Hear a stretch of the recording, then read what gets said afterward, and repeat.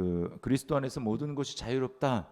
그래서 어떻게든 할 수 있다라고 얘기하는 그 문제에 관해서 실제적인 사례가 이제 또 오늘 본문에 나옵니다. 그것은 머리에 무엇을 쓰는 그 문제예요. 무엇을 머리에 쓰는 것. 자, 이런 사례 같은 경우에는 이제 그 어떤 사례 자체보다도 문자적인 적용보다는 그 원리를 이제 우리 현대를 살아가는 그리스도인에게 적용할 필요가 있습니다. 원리를 적용을 해야 되죠. 그래서 오늘날에도 천주교에서는 이걸 이제 문자적으로 적용해서 미사를 할 때 머리에 이제 그 여성분들이 씁니다. 이렇게 뭐 면사포 같은 걸 쓰죠.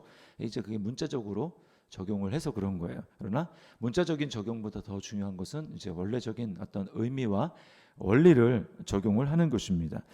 자, 여기 보면 3절에 보면 이렇게 이야기를 하죠. 각 남자의 머리는 그리스도요, 여자의 머리는 남자요. 이렇게 또 그리스도의 머리는 하나님이시라. 여기 이제 남자와 여자 이렇게 나오는데 이게 좀 더 이제 명확하게 얘기하면은 남편과 아내들이 이 결혼할 그런 문맥하에서 이해를 해야 합니다.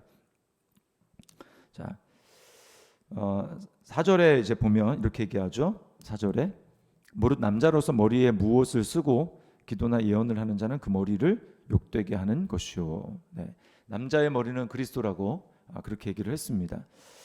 이때 당시에 남자가 머리에 쓰고 기도한다라고 하는 게 어떤 의미가 있었냐면 당시에 고린도 교회 안에 이제 그 밖에 사회에서 엘리트층이 있었습니다. 사회에서 그 엘리트층이 있는데 이 사람들이 이제 뭐 학자들에 따라서 얘기가 좀 다르긴 하지만 이 사람들이 좀 뭐 밖에서 이교의 제사장 역할을 하던 뭐 그런 사람들이었다고 해요. 근데 그 사람들이 이제 이렇게 머리에 머리를 쓰는 습관들이 있었다고 합니다. 그러니까 그것을 교회 안에서도 그것을 쓰는데 그게 어떤 의미가 있습니까? 바깥에서 있는 질서, 바깥에 있는 그런 가치관, 사람들이 바깥에서 이제 머리에 머리를 쓰면은 굉장히 이제 높이 보는 그런 것이죠. 그런 것을 교회 안에도 그대로 가져오는 것입니다. 이거는 문제가 될 수 있죠. 오늘날도 이제 어떤 의미가 있느냐? 세상에서의 어떤 성공과 세상에서의 가치관과 기준을 교회 안에 그대로 들어와서 교회 안에서 그렇게 인정받고 대접받기를 원할 수가 있다라는 것입니다. 근데 그러한 모습은 공동체 안에서 옳지 않다라고 하는 거예요. 본인 스스로도 그렇게 하면 안 되고 교회 공동체의 다른 형제 자매들도 그 사람에 대해서 이제 그렇게 보면 안 된다라는 것입니다. 오늘날 어떻게 얘기할 수 있을까요? 세상에서 성공한 어떤 뭐 재력가 또는 권세가 뭐 정치인 또는 유명인 뭐 연예인들 비롯해서 뭐 어떤 스타들이 있을 수 있겠잖아요. 그런 사람들이 예수님 믿고 이제 뭐 교회 다닐 수가 있죠. 교회 다닐 때 그 분들이 정말 예수님을 믿고 거듭난, 그래서 이제 나는 새로운 피조물이고 새로운 질서 안에서 살아가는 사람들이라는 것을 정말 그렇게 고백하며 살아가는 사람들이라면 본인들은 이제 세상에서 어떻게 누리던 그런 것을 교회 안에서 가져오면 안 된다라는 것입니다. 그리고 우리도 마찬가지죠. 좀 약간 이상할 수 있고 뭐 TV에서나 보고 뭐 그 이름만 대면 아는 그런 사람들이 교회 공동체 안에 가까이서 있다라고 하는 게 조금 어색하거나 익숙하지 않을 수 있지만 그럼에도 불구하고 똑같이 세상에서 돈이나 성공이나 명예로 구원받은 것이 아니고 우리가 하나님 앞에 똑같이 서서 죄인으로서 예수님의 보혈로 구원받은 사람이라고 한다면 우리는 특별하게 생각할 필요가 없다라는 것입니다. 그것을 우리가 형제 자매로 대우할 수 있어야 한다라는 거예요. 그래서 특별 대우하거나 또 뭐 그렇지 못한 사람 더 낮게 대우하거나 이렇게 하는 것은 하나님이 원하시는 모습이 아니라는 것입니다. 자, 그거예요. 남자가 머리에 쓰는 것은 그런 뜻이 있습니다. 그 다음에 5절 말씀해 보십시오. 무릇 여자로서 머리에 쓴 것을 벗고 기도나 예언을 하는 자는 그 머리를 욕되게 하는 것이니 이는 머리를 민 것과 다름이 없습니다. 자, 결혼한 여자, 아내죠, 아내. 아내가 머리에 뭔가를 썼다라는 것은 어떤 의미냐? 나는 결혼한 여자고 내 위에는 이제 남편이라는 권위가 있습니다라고 하는 것을 이제 이야기하는 것입니다. 근데 결혼을 하고 아내의 지위에 있으면서도 머리에 이제 쓰지 않았다. 근데 근데 이제 보통 여자들이 머리가 길잖아요. 긴 머리에서 머리 위에 뭔가를 쓰지 않았다. 이거는 당시 어떤 의미가 있느냐? 독립성을 말하는 것이고 또 다른 사람들에게 성적으로 이렇게 어필하는 이제 그런 사회적인 분위기가 있었어요. 그러니까 교회 안에서 이제 결혼한 여성 아내가 뭐 쓰지 않았다라고 하는 것은 뭔가 다른 남성들에게 오해를 불러일으킬 수 있고, 그래서 쓰지 않았다라고 하는 것은 뭔가 하나님께 집중을 하지 못하고 할 수 있는 여러 가지 이제 그 많은 이제 문제들을 야기할 수 있는 그런 이제 일이었다라는 것입니다. 그래서 로마에서는 그 당시에 가늠한 이제 아내에 대해서는 법적으로 머리를 이렇게 밀게 할 수 있었다고 해요. 긴 머리를 짧게 깎을 수 있도록 하는 그런 법이 있었다고 합니다. 자, 그래서 어떻게 하는가? 6절 말씀 이렇게 얘기하죠. 만일 여자가 머리를 가리지 않거든 깎을 것이요.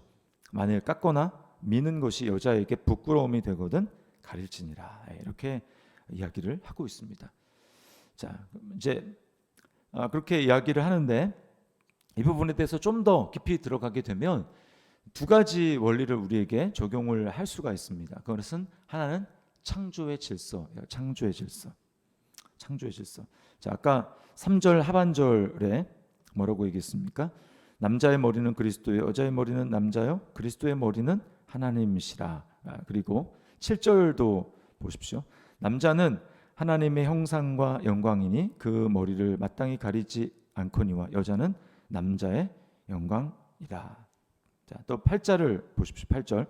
남자가 여자에게서 난 것이 아니요 여자가 남자에게서 났으며. 또 9절. 남자가 여자를 위하여 지음을 받지 아니하고 여자가 남자를 위하여 지음을 받은 것이니. 이거는 창조의 질서를 이야기하는 것입니다. 그리고 또 여기는 나오지 않았지만 디모데 전서에 보면 창조의 질서와 아울러서 타락의 순서를 얘기를 합니다. 자, 남자가 먼저 창조되고 아담이 먼저 창조되고 아담에게서 여자가 나왔죠. 그 다음에 또 누가 먼저 이제 뱀의 유혹을 받아서 타락했습니까? 하와가 먼저 타락했죠. 그걸 가지고 이제 바울 사도가 디모데전서에서는 여자가 교회 안에서 가르치고 이렇게 하는 것을 허락하지 않는다 이렇게 이야기를 했어요. 그래서 이것을 보면 사실은 여자분들은 조금 이제 현재 시대를 살아가는 여자분들은 조금 기분이 나쁠 수가 있습니다. 그러나 엄연하게 어떤 창조의 질서를 가지고 이야기를 하고 있다라는 거예요. 오늘날 이것을 이제 두 가지 문제가 있을 수가 있습니다. 두 가지 문제. 하나는 뭐냐? 여성들이 이 창조의 질서를 무시하고 남편을 좌지우지하려는 것입니다. 그러한 분위기가 많이 이제 퍼지고 있는데 이것은 성경적인 것이 아닙니다. 또 반면에 남자들이 창조적인 질서만 얘기를 하고 그렇게 해서 유교식으로 남편은 하늘이고 여자는 뭐 땅이고 그렇게 받들어야 된다. 이제 남편을 받들어야 된다라고 복종을 강요하는 것도 문제가 있는 것입니다. 하나님이 창조의 질서를 이렇게 부여하신 이유가 있습니다. 이유. 그게 무엇입니까? 하나님이 남자와 여자를 창조하신 이유가 뭡니까? 그걸 통해 가지고 하나님의 뜻을 이루기 위함이에요. 남자 여자가 하나가 돼서 한 몸이 돼서 하나님의 뜻을 이루기 위함이지 막 거기서 누가 더 높냐 이 뭐 헤게모니 싸움을 하고 주도권 싸움을 하는 거 이것은 하나님의 뜻이 아니라는 것입니다. 하나님이 왜 남자와 여자를 만드셨습니까? 창세기 1장 26절 이하에 보면 다스리게 하는 것, 정복하고 다스리게 하는 것. 이것을 오늘날 신약의 것으로 우리가 믿는 사람으로서 바라보게 된다면 무엇입니까? 복음을 전하고 또 많은 사람들을 유익하게 하는 하나님의 복을 흘려보내는 그런 일을 위해서 하나님께서 남자 여자를 지으시고 한 몸이 되게 하셨다라는 것입니다. 생육하고 번성하고 믿음의 자손들을 잘 양육하고 그리고 복음을 증거하고 사회에서 맡겨진 역할들을 통해서 하나님의 영광을 드러내는 그 일을 위해서 부르셨다라는 거예요. 그러니까 주도권 싸움 하라는 게 아니고 하나 되라는 것이죠. 자, 그런데 왜 이런 서로 주도권 싸움하는 문제가 생겼습니까? 이게 바로 죄의 문제라는 것이죠.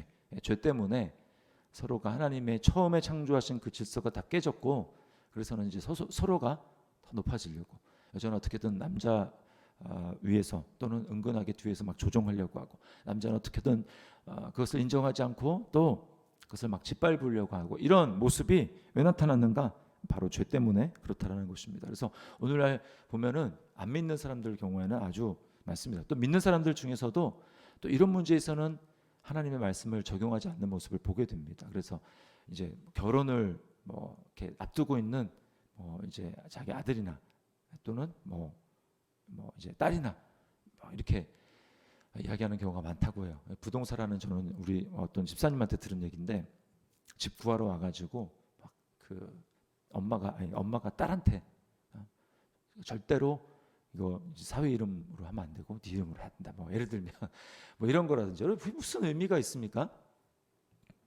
막 그런 거를 주입하는 거죠. 절대로 뭐 주도권을 뺏기면 안 되고, 결혼 생활에서는 절대로 뭐 이렇게 해야 되고. 여러분, 그런 문제가 어떻게 해결이 될 수 있습니까? 이건 오직 복음 안에서만 해결이 되는 거예요. 복음 안에서. 자, 그래서 11절과 12절에 보십시오. 창조 질서만 얘기하는 것이 아니라 또 타락의 순서만 얘기하는 것이 아니라 복음을 이야기합니다. 11절. 그러나 주 안에는, 주 안에는 이게 복음입니다. 주 안에는 남자 없이 여자만 있지 않고 여자 없이 남자만 있지 아니하니라. 12절. 이는 여자가 남자에게서 난 것 같이 남자도 여자로 말미암아 났습니다. 그리고 모든 것은 하나님에게서 났느니라. 이렇게 이야기를 합니다. 그래서 바울 사도가 에베소서의 말씀에 보면 이렇게 얘기하죠. 그리스도를 경외함으로 피차 복종할지니라. 이렇게 얘기합니다. 그리스도를 경외함으로 피차 복종할지니라. 잘 보십시오. 남자 입장에서는 어떻습니까? 남자의 머리가 그리스도인데 그리스도가 죽습니다. 그렇죠? 그리스도가 자신의 생명을 내어주세요. 남자의 연약함, 인간의 연약함 때문에 그리스도께서 자신의 생명을 내어주시지 않습니까? 이게 바로 머리된 자가 해야 될 역할이라는 거예요. 그러니까 남자들이 머리라는 것만 주장할 것이 아니라 어떻게 해야 됩니까? 그만큼 아내를 사랑해서 자신의 것을 이렇게 내어줄 수 있어야 된다는 것이죠. 그런 자가 머리의 자격이 있는 것입니다. 반면에 또 여자들은 어떻습니까? 여자들에 대해서는 죽게 하듯 복종하라, 이렇게 이야기를 하죠. 내가 정말 그리스도를 섬기고 그리스도가 나를 위해서 십자가에서 못 박히시고 나에게 새로운 생명을 주신 것이 맞다면 어떻게 됩니까? 남편을 보는 게 아니라 남편 뒤에 있는 머리 되시는 예수 그리스도를 본다라는 거예요. 그래서 남편은 마음에 성에 차지 않고 그렇지만 뒤에 있는 그리스도의 권위, 그 권위를 보면서 복종할 수 있다라는 것이죠. 그리고 더 중요한 것은 무엇입니까? 더 중요한 것은 그렇게 해서 결국 이루고자 하는 것이 뭡니까? 이 땅에서 어떤 사람의 뜻이 아니라 하나님이 애당초 우리를 불러주신 그 부름, 복음을 위해서 살도록 하는 것. 이렇게 두 부부가 하나 되어서 이렇게 해야 된다는 것이죠. 그래서 가장 중요한 것은 주님을 절대적인 가치와 주인으로서 내 삶에 모실 수 있는가라고 하는 것이 중요한 것입니다. 이것이 안 되면 계속해서 자신의 유익과 자신의 이익만을 내세우게 될 것입니다. 오늘 이 말씀을 보면서 우리에게 주어진 원리, 내 삶의 주인은 누군가, 이것을 기억하면서 자신의 유익을 구하는 것이 아니라 또 교회 공동체 안에서 어떤 내 권리만 주장함으로 문제를 일으키는 것이 아니라 하나님을 높이고 또 다른 성도들의 유익을 구하는 우리 저와 여러분의 삶이 될 수 있기를 주님의 이름으로 축원합니다.